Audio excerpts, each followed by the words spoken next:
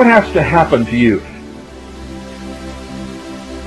And how long is it going to take all of you to understand that if we all stood up together and said, no, get back in your cage, you can't fool us any longer, we know what the law is, we know who you are, we know what you're trying to do, we know that you are in subversion, executing treason, and it's over. And ladies and gentlemen, what would it take to make you understand that if we all did that in concert, it would really be over? And no one would be injured, not even with a tiny scratch. Because they're cowards. They wouldn't even think of attempting to overcome a whole people who stood together. But you see, I know that won't happen. I know human nature, and I have studied history well. Most people are cowards, have always been cowards, will always be cowards, and they will hide and whimper and wail and gnash their teeth and cry, waiting for those of us who are not cowards to do something on their behalf. And we will, as we have always done throughout the history of the world, we will, but let me ask you this.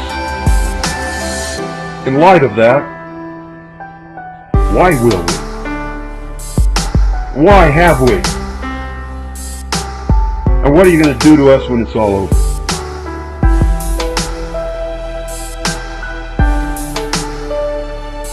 Because that always happens too. You see, the vast herd of cowards become shamed, and we become the symbol of their disgrace, and then they must get rid of us.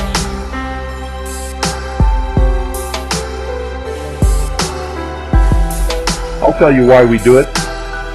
Because we have a spiritual motivation that most of you cannot and will not ever understand. We do it out of love.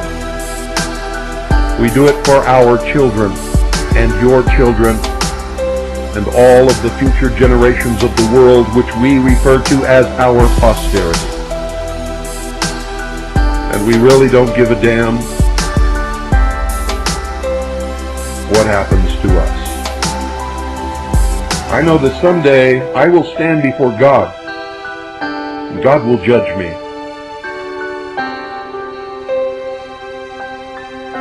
And all that I hope for in this entire world is that when it happens, you will not have to say anything, bad or good, just smile. And if that happens, I will be enthralled throughout eternity.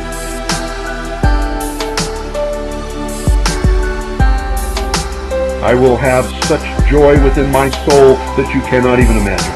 Just a little smile, that's all I want.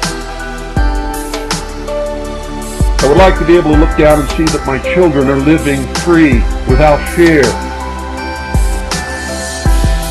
with opportunity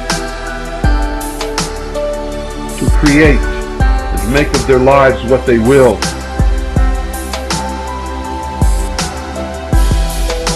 Ladies and gentlemen, all I want, or all I have ever wanted you to be, is honest, committed, caring, loving, and understanding that there are those in this world who cannot love themselves, much less love you, and therefore will try to hurt you and me and our children and our world, and those people we must oppose and fight. You cannot have peace, love, and understanding with those kinds of people, because to do it would mean your destruction.